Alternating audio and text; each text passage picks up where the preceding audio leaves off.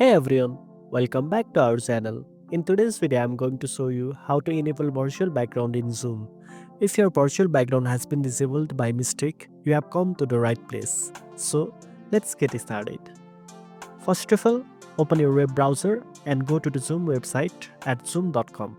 Click on sign in at the top right corner and enter your Zoom account details. Once you are logged in, click on settings from the left hand menu.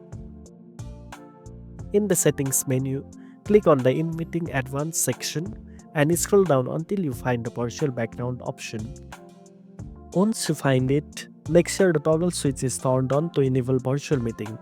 Once it's enabled, you can go to your Zoom client, select the meeting, and customize your virtual background just like you would normally. And that's it. Now you know how to enable virtual background in Zoom.